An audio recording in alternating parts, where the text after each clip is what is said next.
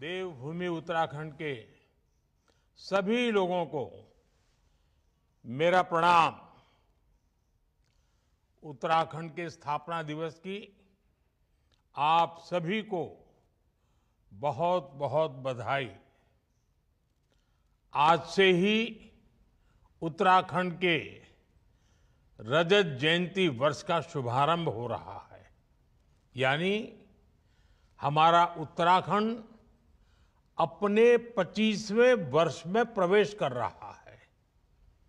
हमें अब उत्तराखंड के उज्जवल भविष्य के लिए अगले 25 वर्ष की यात्रा शुरू करनी है। इसमें एक सुखद संयोग भी है। ये यात्रा ऐसे समय में होगी जब देश भी 25 वर्षों के अमृत काल में है, यानी विकसित भारत के लिए विकसित उत्तराखंड। देश इस संकल्प को इसी कालखंड में पूरा होते देखेगा। मुझे खुशी है कि उत्तराखंड के आप लोग आने वाले 25 वर्षों के संकल्पों के साथ पूरे राज्य में अलग अलग कार्यक्रम कर रहे हैं। इन कार्यक्रमों के जरिए उत्तराखंड के गौरव का प्रसार भी होगा और विकसित उत्तराखंड के लक्ष्य की भी हर प्रदेशवासी तक बात पहुंचेगी। मैं आप सभी को इस महत्वपूर्ण अवसर पर और ये महत्वपूर्ण संकल्प के लिए अपनी शुभकामनाएं देता हूं। अभी 2 दिन पहले ही प्रवासी उत्तराखंड सम्मेलन का भी सफल आयोजन हुआ है। मुझे विश्वास है हमारे प्रवासी उत्तराखंड वासी राज्य की विकास यात्रा में ऐसे ही बड़ी भूमिका निभाते रहेंगे। साथियों, उत्तराखंड के लोगों को अपनी आशाओं और आकांक्षाओं को पूरा करने के लिए लंबे समय तक अलग राज्य के लिए प्रयास करना पड़ा था। ये प्रयास तब पूरे हुए जब केंद्र में श्रद्धेय अटल जी के नेतृत्व में, बीजेपी के नेतृत्व में एनडीए की सरकार बनी। मुझे खुशी है कि जिस सपने के साथ उत्तराखंड का गठन हुआ था, वो हम सब साकार होते देख रहे हैं। देवभूमि उत्तराखंड ने हम सभी को, भाजपा को हमेशा खूब सारा प्यार दिया है, अपनत्व दिया है। भाजपा भी देवभूमि की सेवा की भावना से उत्तराखंड के विकास में कोई कोर कसर बाकी नहीं छोड़ रही है। साथियों, कुछ दिन पहले ही केदारनाथ मंदिर के कपाट बंद हुए हैं। कुछ साल पहले बाबा केदार के दर्शन के बाद उनके चरणों में बैठकर मैंने बड़े विश्वास से कहा था कि ये दशक उत्तराखंड का दशक होगा। बीते वर्षों में उत्तराखंड ने मेरे इस विश्वास को सही साबित किया है। आज उत्तराखंड विकास के नए रिकॉर्ड बना रहा है, नए कीर्तिमान गढ़ रहा है। पिछले साल के सस्टेनेबल डेवलपमेंट गोल्स इंडेक्स में उत्तराखंड को पहला स्थान प्राप्त हुआ है। ईज ऑफ डूइंग बिजनेस में राज्य को अचीवर्स और स्टार्टअप रैंकिंग में लीडर्स की कैटेगरी में रखा गया है। पिछले 1.5-2 वर्षों में उत्तराखंड की राज्य विकास दर में 1.25 गुना से ज्यादा की बढ़ोतरी हुई है। इस साल जीएसटी कलेक्शन में भी 14% का उछाल आया है। 2014 में उत्तराखंड में प्रति व्यक्ति आय करीब 1.25 लाख रुपये सालाना थी, जो आज बढ़कर 2,60,000 रुपये हो चुकी है।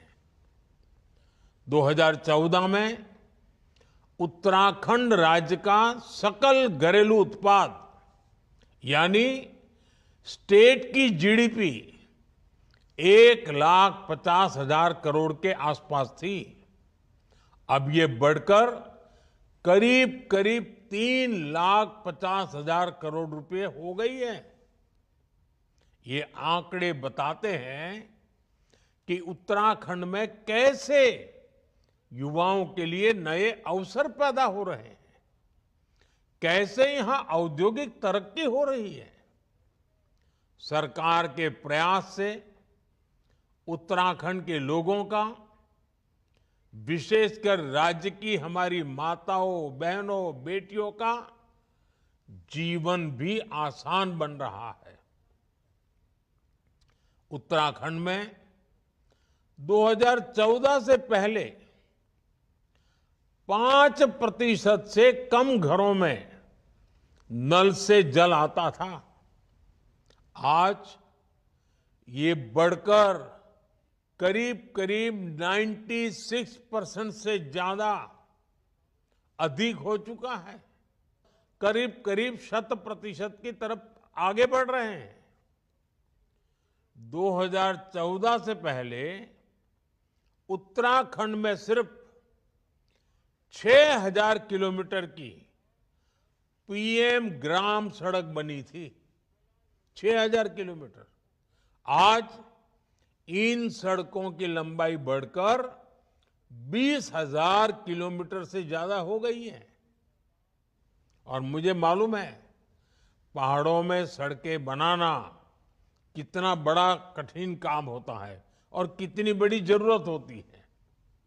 उत्तराखंड में लाखों शौचालयों का निर्माण करके, हर घर बिजली पहुंचाकर, उज्ज्वला योजना के तहत लाखों गैस कनेक्शन देकर, आयुष्मान योजना के तहत मुफ्त इलाज की सुविधा देकर हमारी सरकार हर वर्ग, हर आयु के लोगों की साथी बनकर काम कर रही है।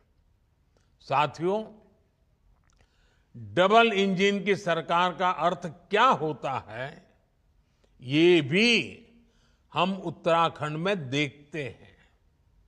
उत्तराखंड को केंद्र से पहले जो अनुदान मिलता था, वो आज करीब करीब 2 गुना हो गया है।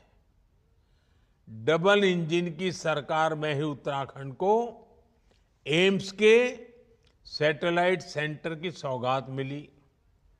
इसी दौरान देश का पहला drone application research centre Dehradun में खोला गया। उधमसिंह नगर में स्मार्ट इंडस्ट्रियल टाउनशिप बनाने की योजना है। आज उत्तराखंड में केंद्र सरकार के 2 लाख करोड़ रुपए के प्रोजेक्ट्स चल रहे हैं। कनेक्टिविटी से जुड़े प्रोजेक्ट्स को तेज गति से पूरा किया जा रहा है। ऋषिकेश, कर्णप्रयाग रेल परियोजना को 2026 तक पूरा करने की तैयारी है। उत्तराखंड के 11 स्टेशनों को अमृत स्टेशनों के रूप में विकसित किया जा रहा है। देहरादून दिल्ली एक्सप्रेसवे के पूरा होने के बाद दोनों शहरों की दूरी 2.5 घंटे में तय कर ली जाएगी। यानी एक तरह से उत्तराखंड में विकास का महायज्ञ चल रहा है, जो इस देवभूमि की गरिमा को भी बढ़ा रहा है। इससे पहाड़ों पर होने वाले पलायन पर भी रोक लगी है। साथियों, हमारी सरकार विकास के साथ विरासत को भी सहेजने में जुटी है। देवभूमि की संस्कृति के अनुरूप केदारनाथ धाम का भव्य और दिव्य पुनर्निर्माण किया जा रहा है। बद्रीनाथ धाम में विकास कार्य तेज गति से आगे बढ़ रहे हैं।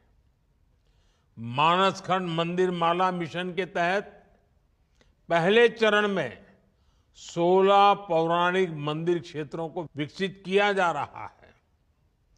ऑल वेदर रोड से 4 धाम यात्रा को सुगम किया है। पर्वतमाला परियोजना के तहत यहां के धार्मिक और पर्यटन स्थलों को रोपवे से जोड़ा जा रहा है। मुझे याद है, जब मैं मणा गांव गया था, मैंने वहां बॉर्डर पर अपने भाई बहनों का अपार स्नेह देखा था। माणा गांव से ही वाइब्रेंट विलेज प्रोग्राम की शुरुआत की गई थी। हमारी सरकार बॉर्डर किनारे के गांवों को आखिरी गांव नहीं, बल्कि देश का प्रथम गांव मानती है। आज इस प्रोग्राम के तहत उत्तराखंड में करीब 50 गांवों का विकास किया जा रहा है। ऐसे ही प्रयासों का परिणाम है कि उत्तराखंड में पर्यटन से जुड़े अवसरों को नई गति मिल रही है। और पर्यटन बढ़ने का मतलब है उत्तराखंड के युवाओं को ज्यादा से ज्यादा रोजगार। अभी कुछ सप्ताह पहले की ही रिपोर्ट है कि इस साल उत्तराखंड में करीब 6 करोड़ पर्यटक और श्रद्धालु पहुंचे हैं। 2014 से पहले 4 धाम यात्रियों की संख्या का रिकॉर्ड 24 लाख का था, जबकि पिछले साल 54 लाख से ज्यादा श्रद्धालुओं ने 4 धाम के दर्शन किए हैं। इससे होटल से लेकर होम स्टे वालों को, टैक्सी से लेकर टेक्सटाइल वालों को, सभी को बहुत लाभ हुआ है। बीते वर्षों में 5,000 से ज्यादा होम स्टे का रजिस्ट्रेशन किया गया है। साथियों, आज उत्तराखंड ऐसे निर्णय ले रहा है, ऐसी नीतियां बना रहा है जो देश के लिए उदाहरण बन रही हैं। उत्तराखंड ने गहन अध्ययन के बाद यूनिफॉर्म सिविल कोड लागू किया, जिसे मैं सेक्युलर सिविल कोड कहता हूं। आज यूनिफॉर्म सिविल कोड पर पूरा देश चर्चा कर रहा है, इसकी जरूरत को महसूस कर रहा है। उत्तराखंड सरकार ने प्रदेश के युवाओं का भविष्य सुरक्षित करने के लिए नकल विरोधी कानून लागू किया। उत्तराखंड में नकल माफिया पर सख्त कार्रवाई की गई है। अब प्रदेश में पूरी पारदर्शिता और समय से भर्तियां हो रही हैं। ऐसे कितने ही कार्य हैं जिनमें उत्तराखंड की सफलता दूसरे राज्यों के लिए उदाहरण बन रही है। साथियों, आज 9 नवंबर है। 9 का अंक बहुत ही शुभ माना जाता है, शक्ति का प्रतीक होता है। आज मैं आपसे और उत्तराखंड आने वाले यात्रियों, श्रद्धालुओं से 9 आग्रह करना चाहता हूं। 5 आग्रह उत्तराखंड के लोगों से और 4 आग्रह यात्रियों, श्रद्धालुओं से। साथियों, आपकी बोलियां काफी समृद्ध है। गढ़वाली, कुमाऊनी, जौनसारी ऐसी बोलियों का संरक्षण बहुत जरूरी है। मेरा पहला आग्रह है कि उत्तराखंड के लोग अपनी आने वाली पीढ़ियों को जरूर ये बोलियां सिखाएं। ये बोलियां उत्तराखंड की पहचान को मजबूत बनाने के लिए भी जरूरी है। देवभूमि के लोग प्रकृति और पर्यावरण के कितने बड़े प्रेमी होती है, ये पूरा देश जानता है। उत्तराखंड तो गौरा देवी की भूमि है और यहां हर महिला मां नंदा का रूप है। बहुत आवश्यक है कि हम प्रकृति की रक्षा करें। इसलिए मेरा दूसरा आग्रह है, एक पेड़ मां के नाम। हर किसी ने इस आंदोलन को आगे बढ़ाना है। आजकल आप देख रहे हैं, देश भर में ये अभियान तेज गति से चल रहा है। उत्तराखंड भी इस दिशा में जितनी तेजी से काम करेगा, उतना ही हम क्लाइमेट चेंज की चुनौती से लड़ पाएंगे। उत्तराखंड में तो नौलों धारों की पूजा की परंपरा है। आप सभी नदी नौलों का संरक्षण करें। पानी की स्वच्छता को बढ़ाने वाले अभियानों को गति दें। ये मेरा आपसे तीसरा आग्रह है। मेरा चौथा आग्रह है, अपनी जड़ों से जुड़े रहें। अपने गांव लगातार जाएं और रिटायरमेंट के बाद तो जरूर अपने गांवों में जाएं। वहां से संबंध मजबूत रखें। उत्तराखंड के लोगों से मेरा पांचवा आग्रह है, अपने गांव के पुराने घरों, जिन्हें आप तीवरी वाले घर कहते हैं, उन्हें भी बचाएं। इन घरों को भूलें नहीं। इन्हें आप होम स्टे बनाकर अपनी आय बढ़ाने का साधन बना सकते हैं। साथियों, उत्तराखंड आने वाले पर्यटकों की संख्या हर साल बढ़ रही है और देश के कोने कोने से आते हैं, विदेशों से आते हैं। मैं आज सभी पर्यटकों से भी 4 आग्रह करूंगा।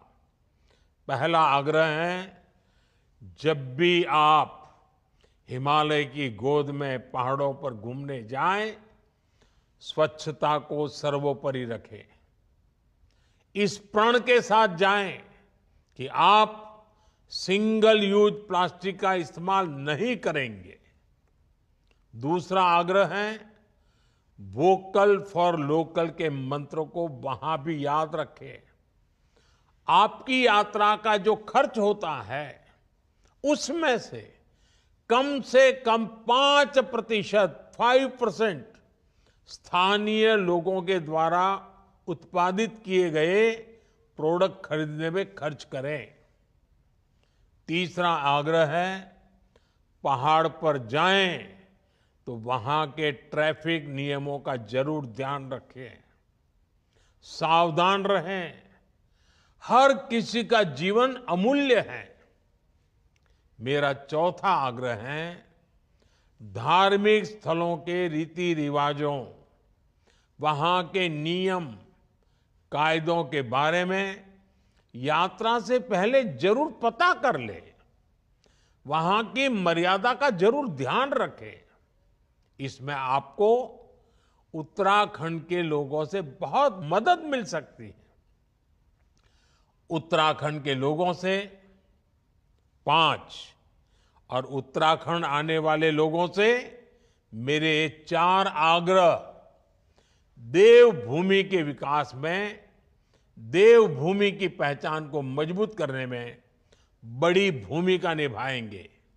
साथियों, हमें उत्तराखंड को प्रगति के पथ पर तेज रफ्तार से आगे बढ़ाना है।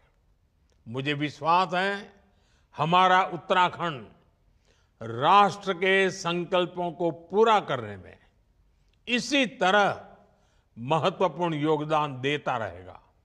मैं एक बार फिर उत्तराखंड स्थापना रजत जयंती वर्ष की आप सबको बहुत बहुत शुभकामनाएं देता हूं। बाबा केदार आप सभी के जीवन को मंगलमय बनाए। बहुत बहुत धन्यवाद।